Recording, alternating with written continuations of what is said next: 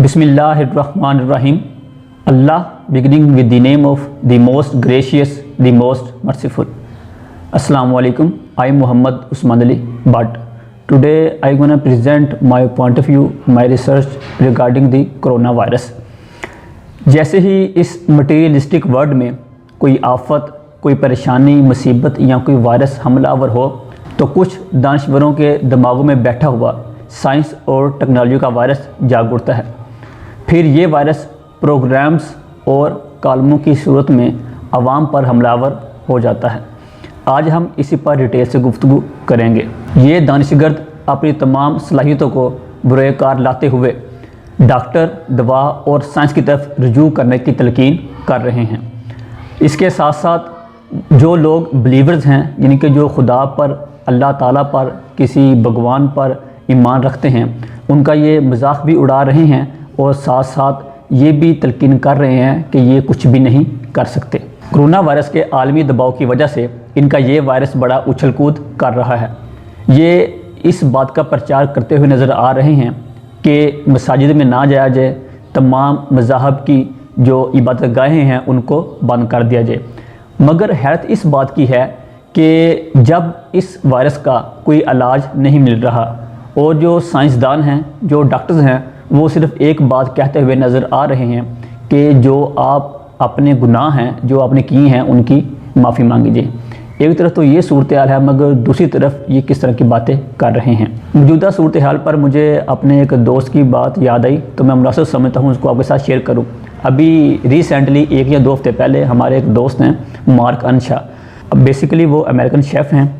उनके बकौल जब उन्होंने कुछ ज़्यादा इल्म हासिल कर लिया तो वो रोमन कैथोलिक से कन्वर्ट होकर एथियस्ट बन गए। जितने भी गलत अफ़ाल हैं जिनको हम समझते हैं वो उनका इर्तिकाब करना शुरू हो गए, यानी कि वो ख़ुद मर्द के साथ जिनसी जो तमाम मामला था वो करते थे। उनकी तबीयत ख़राब हो गई, बहुत सी बीमारियाँ उनको लग गई, इलाज भी करवाया, ऑपरेशन भी करवाया, मगर कुछ ख़ास जो फ़र्क है वो नहीं पड़ा। फिर वो एक अमेरिकन थेरेपिस्ट हैं जो कि ख़ुद तसव्वुफ़ के साथ, सूफीज़म के साथ काफ़ी ज़्यादा लगाव रखती हैं। जब उनके पास गए, सारा चेकअप हुआ, 3 से 4 हफ्ते गुजर गए तो उस अमेरिकन थेरेपिस्ट ने बताया कि आपको कोई जिस्मानी तौर पर जो बीमारी है उसका इलाज हो रहा है, मगर असल में जो आपकी रूह है वो बीमार है, क्योंकि आप जिस तरह के गलत अफ़ाल करते हैं, खुदा के ख़िलाफ़ आप काम कर रहे हैं। जब आप खुदा के ख़िलाफ़ जो बनाए हुए कानून हैं उसके ख़िलाफ़ जाएंगे तो ये वाले काम होंगे। तो इसलिए उसने मशवरा दिया कि आप जो किसी भी मज़हब को पढ़ें। तो मार्क अनशा के बकौल उन्होंने बताया कि यूँ तो मैंने तमाम मज़हब का मुताला किया हुआ है अमेरिकन थेरेपिस्ट ने, मगर जो इस्लाम है उसमें सबसे ज़्यादा जो रूहानियत वो पाई जाती है। उनके बकौल ये वाला मामला हुआ तो फिर उन्होंने मुझसे कॉन्टैक्ट किया। पहले भी हमारे साथ बात होती रहती थी, मगर इस लिहाज से ख़ुसूसन उन्होंने मुझे ये बात की कि आप मुझे कुरान पाक पढ़ाया करें। तो फिर मैंने उनको इंग्लिश का जो तर्जुमा किया हुआ कुरान पाक का शाह इमाम अहमद रज़ा खान फ़ाज़े बरेलवी रहमा का, वो उनको भेजा, जिसका जो तर्जुमा है ट्रांसलेशन इंग्लिश में वो दावत इस्लामी उन्होंने की हुई है। इसके अलावा तमाम जो अहले इल्म हैं, साइंसदान हैं, वो इस बात पर मुत्तफ़िक़ हैं कि इंसानी जिस्म के इर्द गिर्द होने वाले तमाम अफ़आल, तमाम कैफ़ियत, खुशी, गमी, इसके अलावा जितने भी अफ़आल है, एहसासात हैं, ये जो इंसान है वो इनका ताबे होता है। मिसाल के तौर पर जब इंसान खुश होता है तो उसके चेहरे पर एक अच्छी फीलिंग होती है, मुस्कुराहट होती है। जब इंसान गमगीन होता है तो उसके चेहरे पर मुस्कुराहट नहीं होती। दूसरी तरफ अगर कोई एक ऐसा शख्स है जब खुशी का मौका हो वो गमगीन होकर बैठ जाए, रोना शुरू कर दे, या जब गमी का मौका हो तो हंसना शुरू कर दे, तो हम उसको क्या कहते हैं? पागल।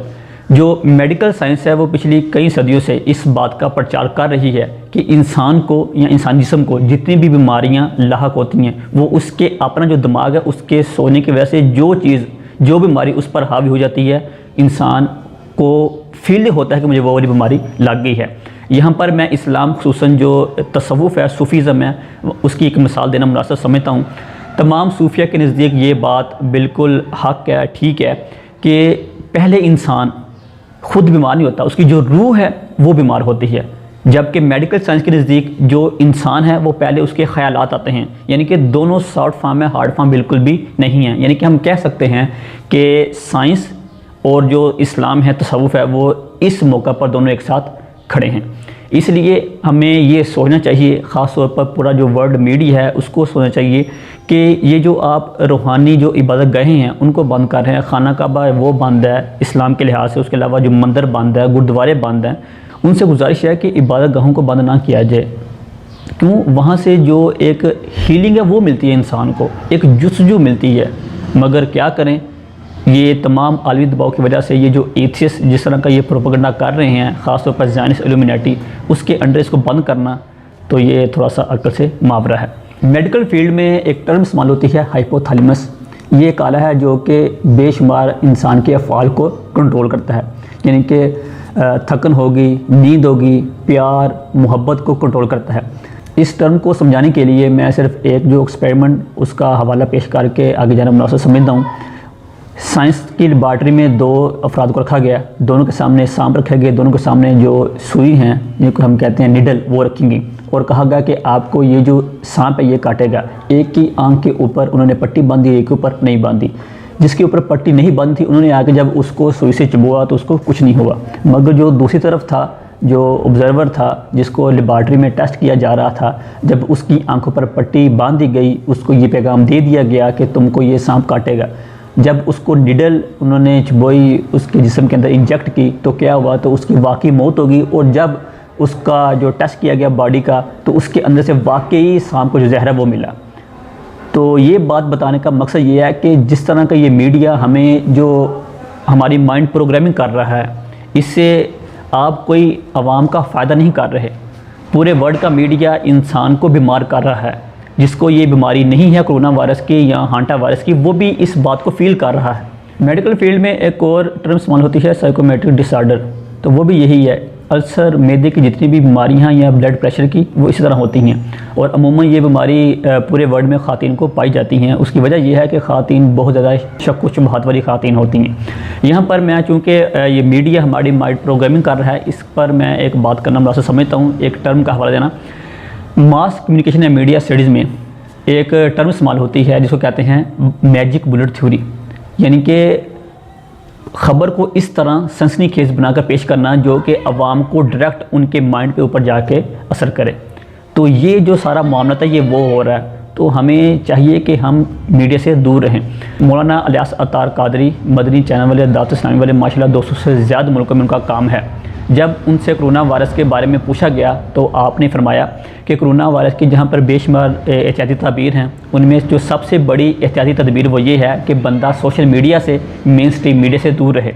जिससे क्या फ़ायदा होगा कि जो इंसान है वो ना खबर देखेगा, ना वो सोचेगा, ना वो उसको अपने ऊपर एक्सपेरिमेंट करने की कोशिश करेगा।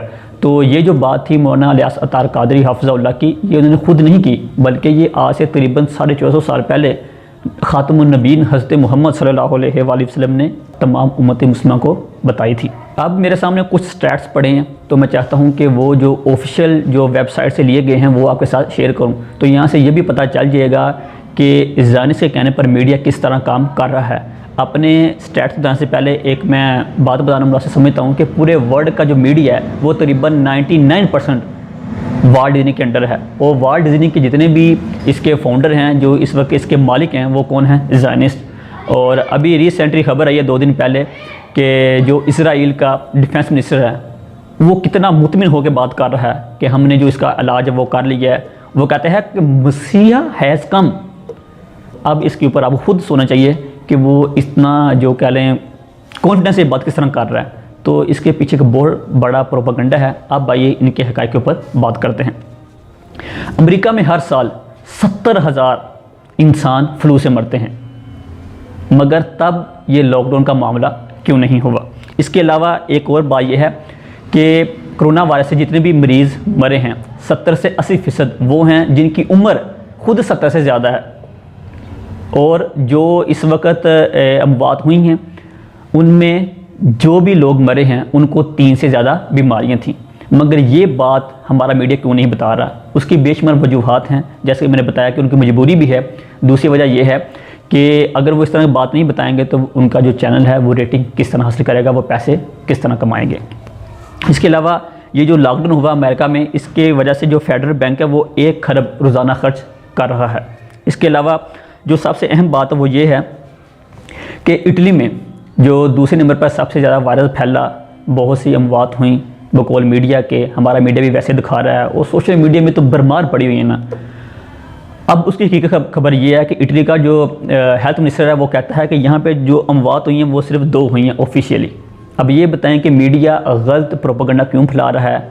अब यहाँ पे ये सवाल होता है क्यों फैला रहा है, किसके कहने पर फैला रहा है, तो ये हमको सोचना होगा। जैसा कि मैं पहले भी बात आपको बता चुका हूँ कि इसराइल का जो डिफेंस मिनिस्टर है उसने किस तरह की बात की कि लिबरल माफिया और जो एथियस्ट हैं, सेकुलर हैं, लिबरल हैं, वो ये बात कहते हुए हमें नज़र आते हैं कि देखो इस्लाम के मानने वाले क्या कर रहे हैं, मज़हब के मानने वाले क्या कर रहे हैं, देखो जो एथियस्ट हैं, जो लिबरल हैं, जो सेकुलर हैं, वो चांद पर पहुंच गए हैं, आप अभी तक यहाँ बैठे हो। अब ये बताओ कि आज जो मौजूदा सूरत हाल है, क्या इस्लाम के या मज़हब के तमाम उसूलों को फॉलो नहीं किया जा रहा, मुंह के ऊपर नकाब नहीं किया जा रहा, जिस तरह औरतें वेल देती हैं, क्या आप नहीं कर रहे?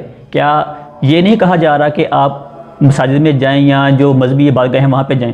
तो ये हमें सोचना होगा। अब मीडिया के मुताबिक इस वक्त पूरे वर्ल्ड में 9000 अमवात हुई, जबकि अगर हम जो ऑफिशियल साइट्स हैं उनके ऊपर जाएं पूरे वर्ल्ड की, अगर हम उसका मुताला करें, उसको पढ़ें, उसको लोगों को दिखाएं, तो हम इस नतीजे पर पहुँचते हैं तो टोटल सिर्फ 1000 जो अफराद वो इससे मरे हैं। क्योंकि ये जो बाकी अफराद ये हमें बता रहे हैं उनको 3 से 4 और बीमारियाँ भी थीं, पहली बात। दूसरी बात, उनकी जो उम्र है वो 70 साल से ज़्यादा थी।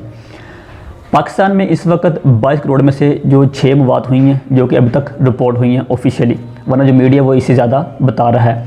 अब हमारी तमाम गुफ्तगू का खुलासा क्या है? हमारा खुलासा ये है कि अमेरिका में 400 लोग सिर्फ वायरस से फौत हुए। अब ये सुपर पावर है, इसके साथ इसराइल है, ये पूरे वर्ल्ड को कंट्रोल कर रहे हैं, पूरे मीडिया को कंट्रोल कर रहे हैं। ये जो पूरा DNS सिस्टम है ख़ासतौर पर पाकिस्तान का, ये पूरा उनके कंट्रोल में है। इसलिए हमारा मीडिया जो चाहेगा उनके कहने पर वो उसको करना पड़ेगा। अब आगे क्या होने जा रहा है? नोट को ख़त्म किया जा रहा है, क्रिप्टो करेंसी को लाया जाएगा। इस पर हम पहले भी बात कर चुके हैं। DNS सिस्टम वो पहले ही अमेरिका के कंट्रोल में है, अब ये मज़ीद आएगा। इसके अलावा क्या होगा कि जो 9/11 वाला जो फेज़ था वो फ़ेज़ 1 था, यानी कि द न्यू वर्ल्ड आर्डर का। अब ये जो फेज़ है कोरोना वायरस वाला, ये फ़ेज़ 2 है।